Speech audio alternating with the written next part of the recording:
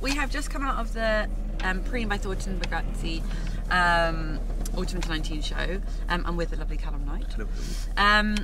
This was quite a grand affair, I would say. Last season was super light, I mean, as you would expect for spring summer, but last season really hit hard. Everyone was so kind of obsessed with the delicacy of it and the wonderful tones. This season I feel is a bit hit and miss, a bit of a Marmite situation. However, you've got a love and a hate situation going on here. It was set in the same show space that Burberry did their first show, which is, I believe, like a big old post office area or sorting office. Yeah, thank you. Press release is same as last season. It's a stack of books, kind of in reference. So we've got New Order, what looks like a New Order tape, the Maypole Manual, Irish dance tunes, Sonic Youth, Irish dancing, the Hacienda. And so the Hacienda is really important. Ben Kelly of Hacienda fame did the set, which was very much, as you can imagine, poles of various different colours and different levels, and this collection was inspired by all the variations of dance that bring people together in, I was just going to say times of need, but when things go awry, either politically or in your life, you kind of band together as a community, and you might use dance as a way of kind of letting go of that pent-up frustration or just feeling good about yourself. So this collection was calling to, as I've just read on the books, Morris dancing, Welsh clog dancing, ravers, Hacienda comes in there, and how these motions are what bring people together, and there's a sense of community in these actions. So clothes-wise, you can really see some quite explicit referencing to these dances. Morris dancers wear rosettes when they dance, and there's some really fantastic suiting with long blazers which had crossed rosettes and trails, as you would when you're Morris dancing, across the back, and these came in the atypical Preen florals in kind of neutral tones, and then lots of the models in rather clunky clogs, which I quite enjoyed, but I do think the typical Preen girl might struggle with a little bit. There's always this element of Preen that I really like, which is a little bit of tongue-in-cheek chic.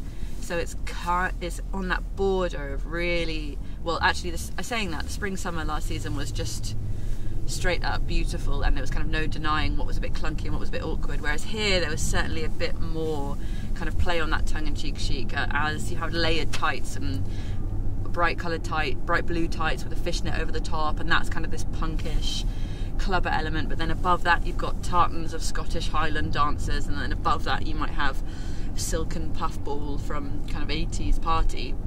So a lot going on, but there are a few looks that really shone for me, and lots of the frilled dresses with three-dimensional swirls of frills, and the motion you got from those rosettes I found really brilliant. I really loved the clash of kind of beautiful silhouette with odd tights and then clumpy shoe, and I really liked the suiting. I kind of got a bit lost about 3/4 of the way into the show because there was a lot of looks, and I found myself getting a bit like, where are we, what's going on? And so I do feel like the collection could have done with a bit of an edit, but overall I was really impressed. I should mention the Ferrari knitwear was really good as well, with big kind of shearling collars, but again I think maybe if you condense that down, so we kind of had, if we'd had a few sultry dance looks, a few kind of mixing with clogs, a few suiting, but then we started getting into some dresses at the end, which I know you and I were both a bit like, what is that? So yeah, jump in, Cal. I mean, I think Preen have a level, so it's not, they have a level and they're never going to go under that. They make very beautiful dresses, they're very well considered and very well constructed, so they have that as a base, which is a great base to start on. Absolutely. So it's always really exciting going every season and just seeing where their mind's taking them. But they say in the press release that they're looking at 500 years of dancing, and that's 500 years. It was huge. It was a huge task to take on, to look at that much, and it felt like it left them in the middle, kind of nowhere, by trying to talk about too much. And that's what I found slightly problematic, is that it was trying to look at all of these things, whereas actually it might have it honed in on a few tighter aspects. I feel like they could have had a tighter collection.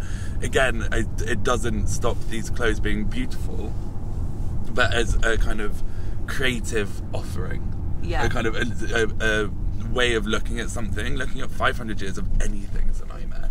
And trying to summarise that. Yeah. And I get that if you look at something broadly, you can feel the spirit of it, and it is about coming together. But I didn't see that. And then, you know, I mean, as soon as I walked in and saw that Ben Kelly had done the set, I mean, I was so excited. Yeah. And actually, it felt like they kind of ignored that, and I'd wish that, you know, I was hoping that they actually hadn't just collaborated on set and they had collaborated on the dresses, but it was just a set that they walked around, and before my mind was going crazy thinking, are they going to be these statuesque women that, you know, overtake these bollards, or are they going to be in these slinky dresses that are totally flowing? And they weren't. They were in some heavy knitwear and then some things that had straps on the side and rosettes that looked a bit punky bonded. It ticked a lot of boxes, but it didn't fill any. Yeah. As that's where I was left with it. It would have been amazing to see that hacienda print with Preen florals. I would have loved that clash. You know, I mean, I think the Preen women possibly, or the Preen women I have in my head, and one of the great things about Preen is pretty much everyone can be a Preen woman. They sell in all sizes, which I think is really important. Yeah. And so lots of people can wear them, and they last. They're very well constructed. Yeah. So they're an investment piece that people do save up for and buy into, and then you can buy the homeware. Yeah. So the Preen woman is every woman. Yeah. You know. Yeah. But I just feel that, you know, there could have been a bigger, maybe more focused referencing, or more direct referencing something project. You know what I mean? That it just felt there's a bit of a disconnect. And when I walked into that space and saw that we were with the hacienda set, my mind lit up with ideas of what I was about to see, and it didn't end up building on that at all. I think I would 100% wear these, but I quite like a little bit of a frumpy clumpy look.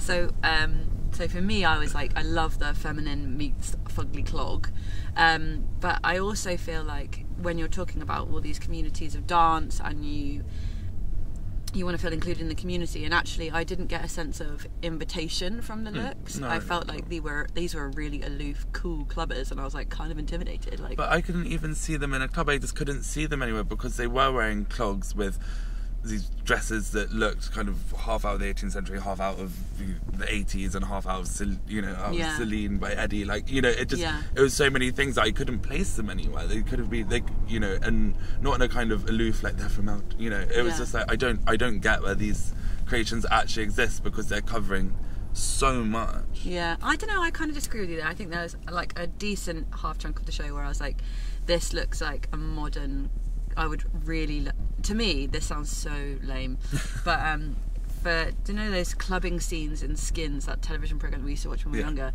and they're kind of wearing a mixture of vintage dresses and then bright tights that they got from a charity shop, and then like their mum's like wellies.